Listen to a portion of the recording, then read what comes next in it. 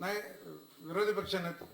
माननीय अध्यक्ष महोदय, सभागृहाचे नेते सन्माननीय मुख्यमंत्री महोदयांनी आपल्या या कार्यकाळाच्या संदर्भात आभार प्रस्ताव या ठिकाणी मांडला, त्याबद्दल त्यावर माझे विचार व्यक्त करण्यासाठी अध्यक्ष महोदय मी उभा आहे.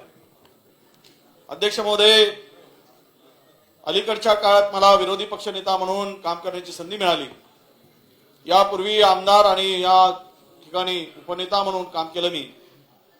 परंतु अध्यक्ष महोदय, आपण त्या खुर्चीवर बसत असताना खरं तर आमच्या सगळ्या लोकांना जे वाटत होतं ते पुढच्याही लोकांना वाटत होतं. मला चर्चा करत असताना शेवटचे म्हणायचे की वडेट्टीवार साहेब, मी काय पाहत होतो, तिकडे पाहतच होतो. नाना हे नेहमी आमच्यावर अन्याय करतात आणि ज्यावेळेस आमचे लोक आमच्या लोकांबरोबर चर्चा करायचं त्यावेळेस सांगायचे की नानाचं आमच्याकडे लक्ष नाही. म्हणजे खरं आहे की ह्या सर्वोच्च स्थानावर, या पवित्र अशा विधिमंडळाच्या, विधानसभेच्या पवित्र अशा स्थानावर बसून या सभागृहाच्या न्याय निवाडा करत असताना क्षणभरासाठी आपण रागावलात, पण मी शांत होताना सुद्धा क्षणभरात आपण शांत होताना मी पाहिलं. आमच्याकडून कधी आवाज निघाला तर तुमचाही आवाज कधी वाढताना दिसला, पण मात्र लगेच तुम्ही आम्हाला बोलण्याची संधी सुद्धा देत होतात.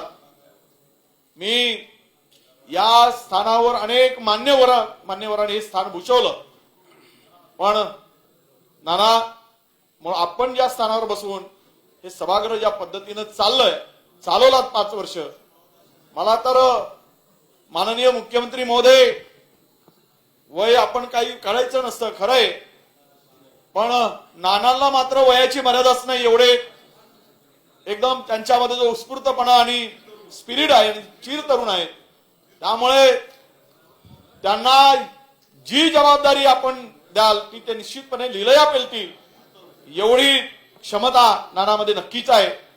मी विधान परिषदेवर असताना आपण राज्याचे रोजगार हमी खात्याचे मंत्री होता. कधीही आपल्याकडे आल्यानंतर नाही हा शब्द मी कधी आपल्याकडनं ऐकला. आपण कुठलंही काम सामाजिक त्या त्या खात्याशी संबंधित असेल किंवा नसेल, पण त्यावेळेस आम्ही आपल्याकडे यायचो आणि त्यावेळेस आपण मात्र आम्हाला सन्मानानं आमचं काम त्याही वेळेस आपण केलं. प्रदीर्घ असा आपला अनुभव हे सभागृह चालवत असताना, आपल्या राजकीय जो अनुभव आहे की अनेक वर्ष तुम्ही आमदार, मंत्री, विविध पदावर आपण काम केलं आणि म्हणूनच ह्या सभागृहामध्ये काम करत असताना आपल्याला कुठली अडचण गेली नाही आणि लीलया हे काम आपण पार पाडू शकलात, याचा आम्हाला सगळ्यांनाच निश्चितपणे आनंद आहे. वय लागतच असं नव्हे, पण तुमचा आवाज नाना खरोखर तरुणाला लाजवणारा. ज्यावेळेस तुमचा आवाज निघतो त्यावेळेस आम्हालाही कधी कधी भीती वाटत होती, पण आता आमची भूमिका मांडत असताना आपल्याशिवाय कोण ऐकणार, त्यामुळे कधी कधी जोरानं आवाज आम्हाला तुमच्यापेक्षा काढायचा आम्ही प्रयत्न करत होतो. परंतु मी सांगितलं त्याप्रमाणे तुमच्याकडून कदाचित एकदा नाही म्हटलं, मी करणार नाही म्हणजे नाही, पण नंतर मात्र तुम्ही तुमचाच शब्द फिरवत होतात आणि संधी देऊन त्याला हो सुद्धा म्हणत होतात.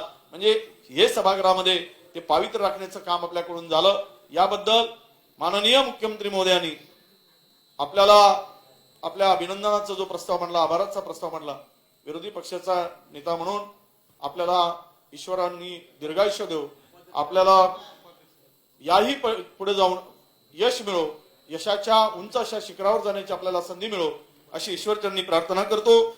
या सभागृहाचे उपाध्यक्ष म्हणून आमचे आदरणीय औटी साहेबांना खरंय की वर्षभरही कालावधी मिळाला नाही, पण त्या ठिकाणी नाही बसत असताना मी पाहिलंय की नावय दोघांमध्ये विजय आमची जोडी तुम्ही इकडे लावून दिली आणि त्याच्या बाजूला पुन्हा एक विजय, म्हणजे 3 विजय एका लाईनीमध्ये.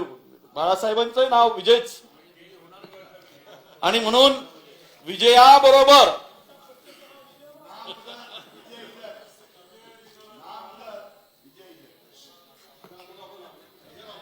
असं हे मी मगाशीच म्हणालो की जसे ज्याचे कर्म तसे फळ देतो ईश्वर. ज्या कर्म असेल त्या कर्मात असेल, तुम्ही कधी विचार केला नाही मी सांगतो, त्यामुळे जे लिहिलं असेल ते करणार. विजय भाऊंनी आवटी साहेबांनी आज नाही माझं गेल्या अनेक वर्षाचा त्यांचा संबंध. खरं तर काही काळ आम्ही दोघेही एका बाजूला बसत होतो. वैचारिक दृष्ट्या एकदम आमची घट्ट अशी मैत्रीच, आणि म्हणून त्यांच्याकडून सुद्धा काम करत असताना या सभागृहामध्ये कधीही कुठलीही अडचण आली. त्यांच्या दालनामध्ये जाऊन बसलो आणि एखादा विषय सांगितला तर ते लगेच सांगायचे की या संदर्भात बैठक लावायची असेल बैठक लावू, चर्चा करायची असेल करू, पण प्रश्न सुटला पाहिजे, त्या प्रश्नाच्या तळाशी गेलं पाहिजे आणि त्या प्रश्नाला न्याय मिळाला पाहिजे. हीच भूमिका या अल्पावधीमध्ये कमी कालावधीमध्ये उपाध्यक्ष म्हणून आम्हाला जो अनुभव आला तो निश्चितपणे कधीही वाटलं नाही की आम्ही सत्तेमध्ये आहोत, विरोधात आहोत किंवा या बाजूच्या आहोत त्या बाजूच्या आहोत. ही भूमिका कधी पाहिली नाही.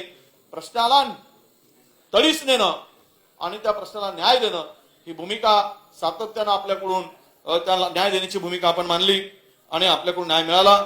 अध्यक्ष महोदय, कमी कालावधी जरी मिळाला असला तरी भविष्यात पुन्हा आपल्याला अनेक संधी आपल्या आयुष्यात मिळणार आहेत.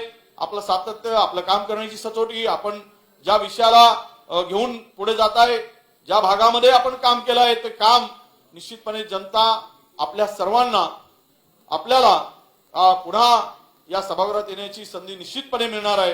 पण आहे त्या पदावरूनही पुढे जाण्याची संधी ईश्वर आपल्याला देव, आपल्या हातून सातत्याने सत्कार्य असं घडत राहू आणि आपल्याला दीर्घायुष्य मिळो अशीच ईश्वरचरणी प्रार्थना करतो आणि पुढच्या वाटचालीला शुभेच्छा देऊन या ठिकाणी माननीय मुख्यमंत्री महोदयांनी जो आभार आणि अभिनंदनचा प्रस्ताव मांडला त्याला पाठिंबा देऊन माझे शब्द या ठिकाणी थांबवतो. धन्यवाद अध्यक्ष महोदय.